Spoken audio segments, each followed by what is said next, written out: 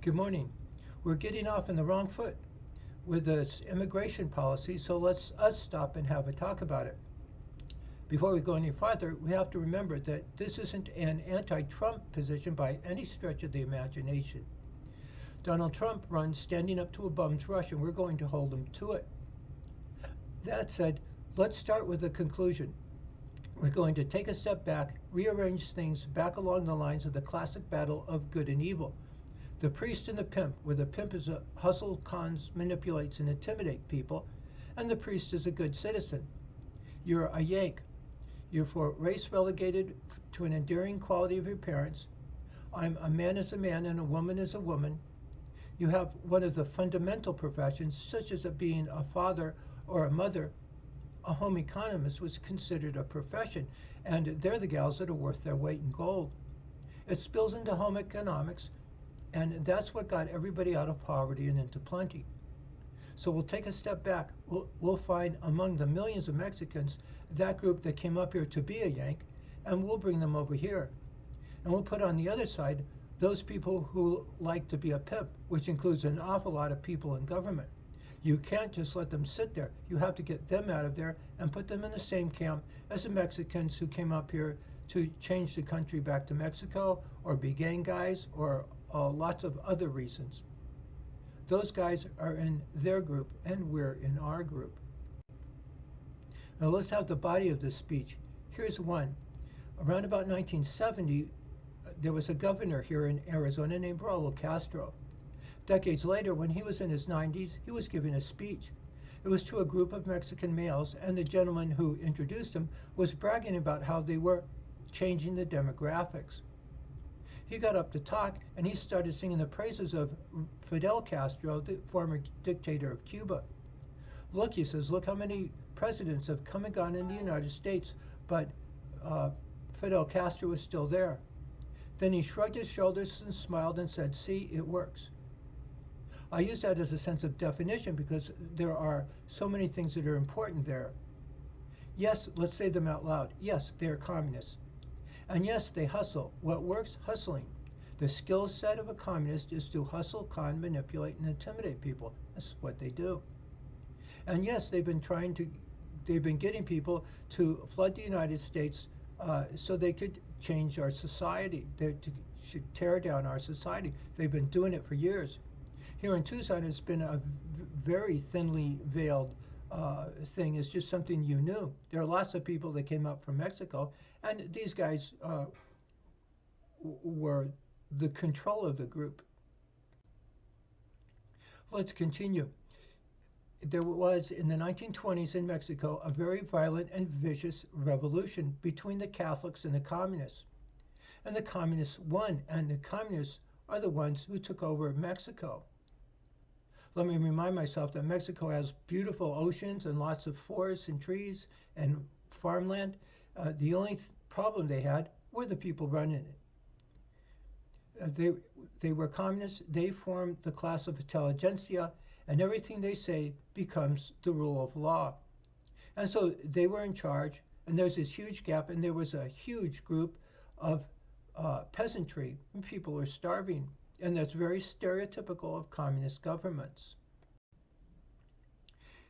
For example, if you were arrested in Mexico, you had to prove your innocence. It wasn't the other way around.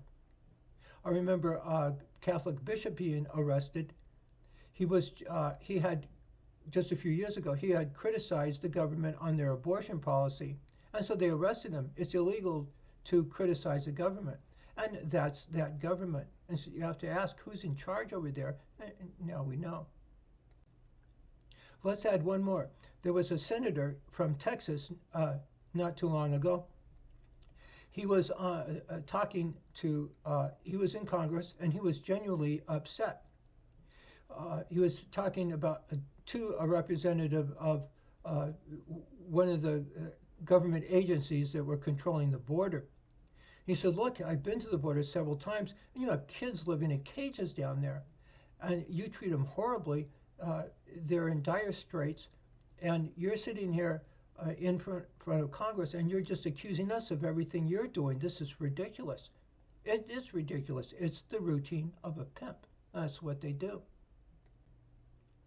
That's enough for this anecdote. Let's take a step back. Let's have a conclusion. We'll take a step back. We'll arrange things back along the lines of home economics, of the classic battle of good and evil, of what makes the United States such a great place to live. Perhaps it seems what we need right off the bat is some sort of course, a 16-week follow along lesson plan that teaches a fellow how to be a Yank. We'll get toys for the youngsters for their birthday. We'll get gals some makeup. We'll teach the men to wear clothes that fit, and then wear clothes that fit with a style. And we'll teach them to be Yanks. The ones that want to be Yanks, well, they can join our group. And so where are we going to get the money for this? Well, there's an awful lot of people here in Tucson in government that I'm sure will be happy to give up their incomes and go get a garbage and, excuse me, we'll get the income from them.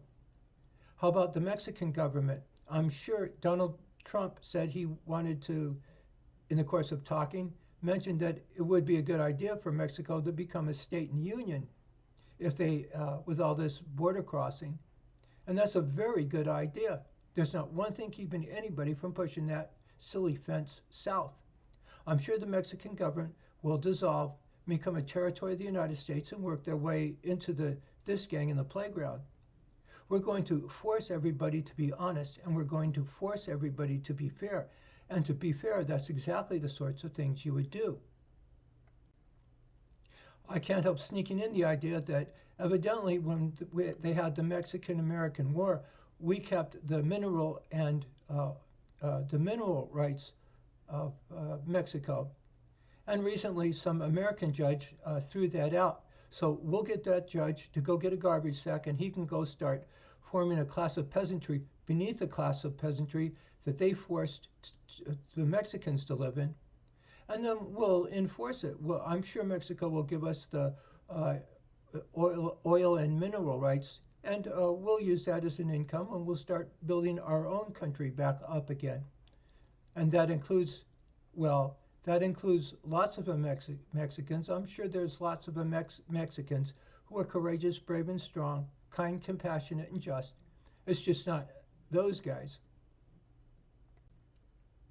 Well, you get the idea. You better speak up right now and in a very loud way, because a little bit of error like that will propagate and take over everything, and it'll ruin everything. This time around, we'll try and do things right. We know exactly what's wrong. We know exactly what to do about it, and we know exactly how to do it. We get the courts to go back to God and country. We define our citizenry as a group of normal, well-adjusted people, and then we go back to home economics. We'll see you on the next anecdote.